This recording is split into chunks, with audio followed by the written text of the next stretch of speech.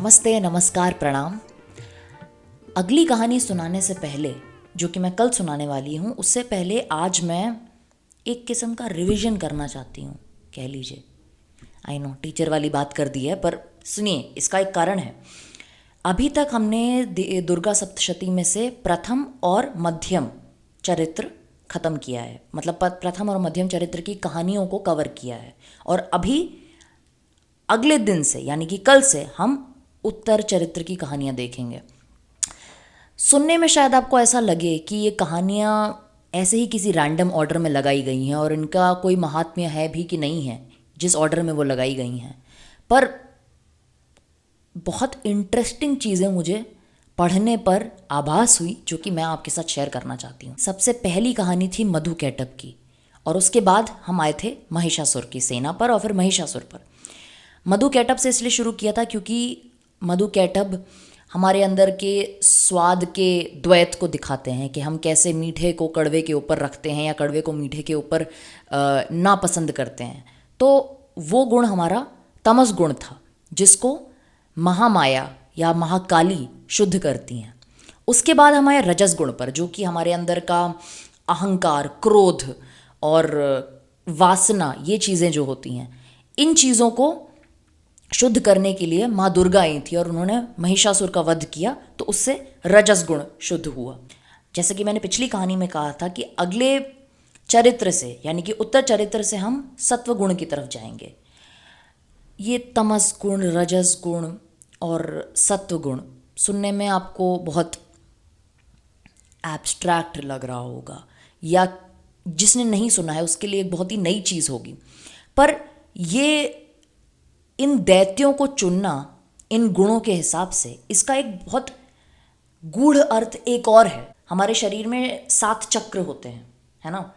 Basically वो energy centres होते हैं, शक्ति का प्रवाह जहाँ से होता है वैसे 7 चक्र होते हैं।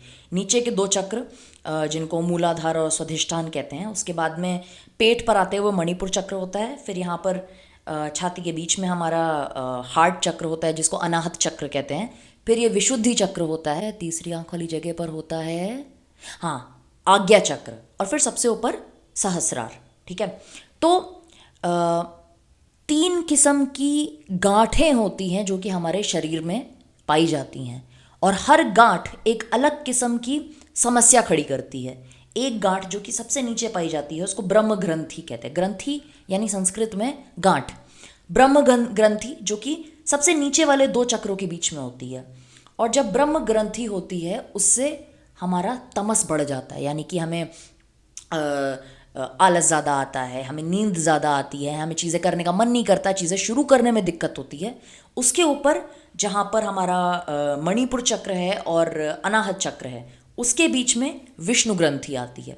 इस ग्रंथि से हमारा रजस गुण बढ़ता है, जिससे कि हम काम बहुत करते हैं, हम बिजी बहुत रहते हैं, हमारे अंदर काम करने का अहंकार भी होता है, पर हम अभी भी उस काम करने के बावजूद, उस बिजी रहने के बावजूद, उतना काम व्यस्त रहने के बावजूद भी हम समहाउ हमारे अंदर एक हम बाकी लोगों से बेहतर हैं वाला एटीट्यूड आ जाता है। ये अपने प्रेजेंट कॉन्टेक्स्ट में अगर मैं आपको बताऊं तो ये सोशल मीडिया पे कई लोग होते हैं जिनको आप अच्छा कर रहे हो से ज़्यादा आप दूसरों के सामने अच्छा करते हुए दिखो ज़्यादा ज़रूरी होता है। उनके लिए दूसरों द्वारा सराहा जाना कि अरे आप कितना अच्छा कर रहे हैं, ये बहुत ज़रूरी होता है। तो ये, और ऐसा नहीं है कि वो काम नहीं कर रहे हैं, उनके अंदर पैशन नहीं है, पर उनके लिए दूसरों द्वारा सराहा जाना भी बहुत ज़रूरी होता है, और देखा जाना कि देखो मैं सच बोल रहा हूँ तो 4 लोग खड़े हों मुझे देखने के लिए कि मैं सच बोल रहा हूँ, है ना।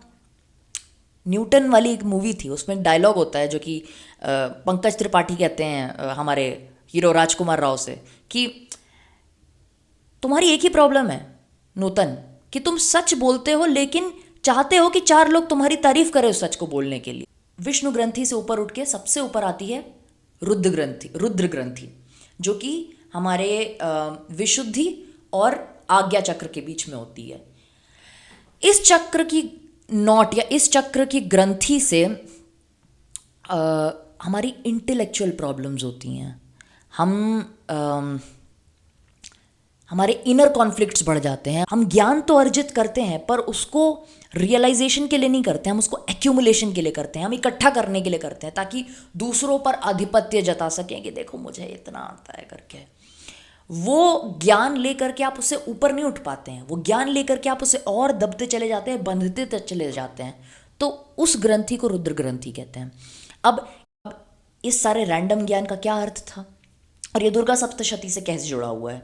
दुर्गा सप्तशती में हमने देखा कि जो सबसे पहला मधु कैटभ थे वो हमारी ब्रह्म ग्रंथि को दर्शाते हैं क्योंकि वो आलस और तमस गुण बढ़ाते थे।